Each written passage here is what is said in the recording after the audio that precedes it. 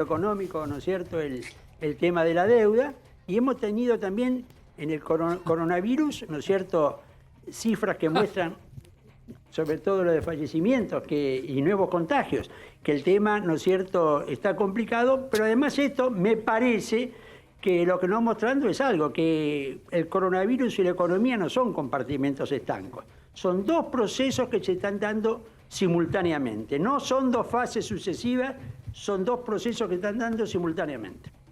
¿Qué opinas, Rosendo? ¿Cómo estás? Buenas noches. ¿Qué te pareció la presentación hoy de Argentina? ¿Qué tal, Fabián? Para, bueno, tratar de no entrar también en default con los bonos extranjeros. Bueno, a ver, yo te diría, el Financial Times, el diario especializado en economía de Londres, hace 2 días publicó un artículo que dijo: la Argentina se encamina a su 9º default. Bueno, y este me parece que es el punto. Acá hay un dato histórico, ¿no es cierto?, con la Argentina. La Argentina tiene un muy mal récord o antecedentes en materia de cumplimiento de deuda.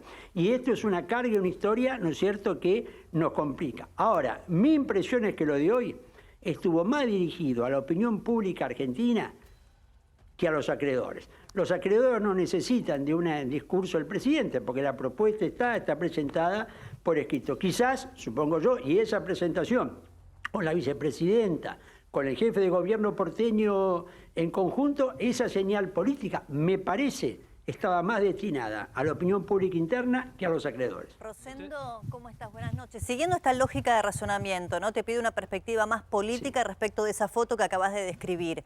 La presencia de la vicepresidenta, la que no veíamos en este último tiempo, bueno, hay que decir también que estuvo de cuarentena cuando regresó de Cuba.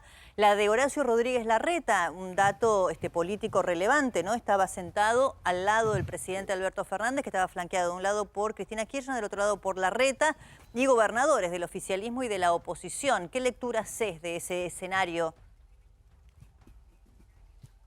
Yo creo que el presidente lo que trató de demostrar, y yo creo que lo logró, es el consenso político. Uno puede, desde un punto de vista analítico, que dentro del oficialismo hay 2 centros de poder, el presidente y el vicepresidente, y eso en política es así. Y en la oposición, la figura con más poder territorial es Rodríguez Larreta. De esta perspectiva yo diría que las 3 líneas centrales de la política argentina estaban presentes. Y con los gobernadores el apoyo desde el punto de vista territorial. Pero vuelvo al punto, todo esto, que me parece que el presidente lo logró, mostrar un consenso político, su efecto es más para nosotros que para los bonistas. Y para afuera, ¿qué estás viendo o cómo crees que se va a encaminar eso?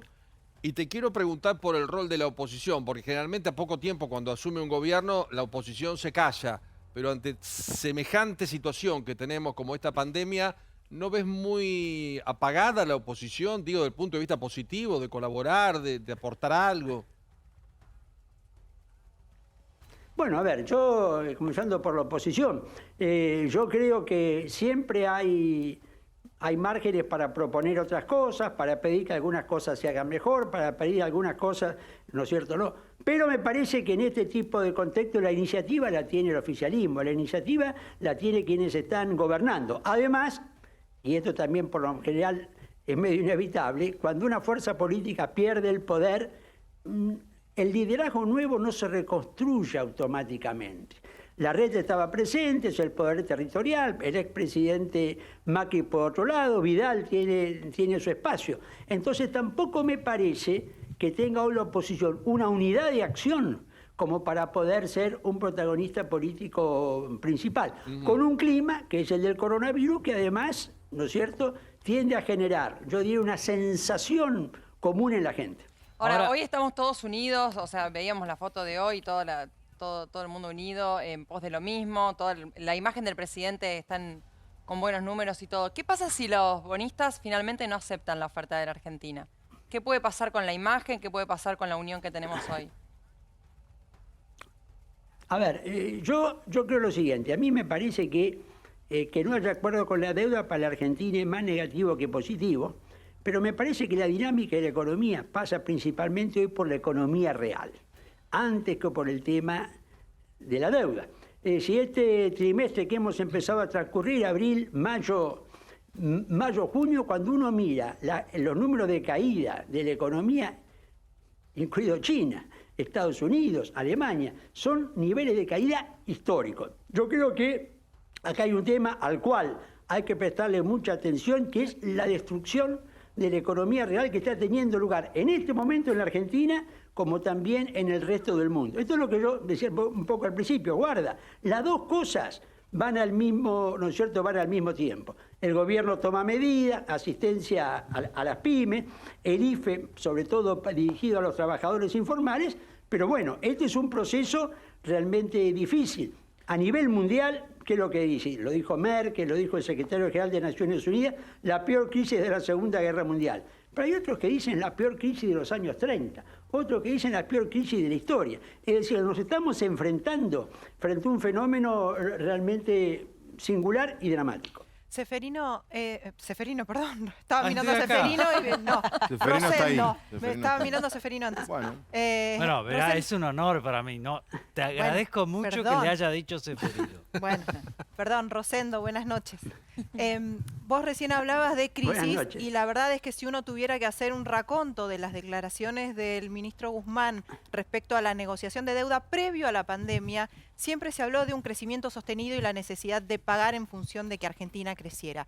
Si no hubiera mediado esta pandemia en la cual todos hoy nos estamos escudando, ¿hubiera sido una situación diferente ante los acreedores? ¿Vos pensás que mañana se podría haber llegado a plantear un plan de pago distinto o estaríamos en la misma situación de peligro de default? A ver, en alguna medida me parece, y esto es una conjetura, no información, el gobierno ha hecho una postura inicialmente dura o poco flexible frente a los acreedores, partiendo de la base que este contexto le da más margen político en la negociación. Ayer en teleconferencia se reunieron todos los ministros de Economía y Finanzas del G20, incluido el argentino. Tomaron una resolución que yo diría para mí tiene muy poco efecto operativo, es instruir al Banco Mundial y al Fondo Monetario para que asistan a los países, entre comillas, pobres en su endeudamiento. Hay un clima, en alguna medida en este sentido, que es por el cual me parece que el gobierno piensa que una propuesta dura como esta puede llegar a tener éxito. Ahora, ¿qué es lo que uno tiene que tener presente? Esto dijeron los ministros, pero los bonistas se mueven por otros parámetros. Ahora, Rosendo, Alberto Fernández está aprovechando, entre comillas, no es que lo quiera, pero está aprovechando bien la crisis del coronavirus, porque hoy tiene mejor imagen que antes. ¿Y esto vos crees que va a ser definitivo o puede cambiar, va a depender de cómo salgamos, cómo quede la economía? No, las encuestas cambian muy rápidamente. La fotografía de hoy no tiene por qué ser la película de los próximos meses y hay muchos ejemplos en ese sentido. Primero, por lo general, no todos, pero por lo general, los líderes políticos en la etapa inicial del enfrentamiento con el coronavirus crecen. Y crecen porque, ¿no es cierto?, se cierra fila, la gente ve un enemigo común. Hay excepciones como Estados Unidos, con una grieta tan importante, está el país dividido en dos, yo diría también en este tema. El punto es, cuando uno observa o analiza, ¿no es cierto?, los datos que se van distribuyendo, la gente está de acuerdo en enfrentar al coronavirus, pero le preocupa también la economía. Es decir, yo creo que el momento, el desafío más importante posiblemente para el presidente va a ser en los próximos meses con los efectos económicos, sociales que genera sobre todo, ¿no es cierto?, el freno que está teniendo la economía. Me parece que el presidente frente al coronavirus se fortalece. En lo económico, veremos. Bueno, también dependerá mucho qué pasa con el coronavirus a nivel mundial y qué nos pasa acá, Rosendo, porque ya veníamos con una angustia económica muy fuerte, con tantos años de poco crecimiento, con la inflación galopante. ¿Te metés un poquito con la economía? ¿Vos qué crees que puede pasar con eso, más allá de la situación de coronavirus? Bueno, empecemos por el mundo. ¿Cuál es el dato más importante para el mundo hoy?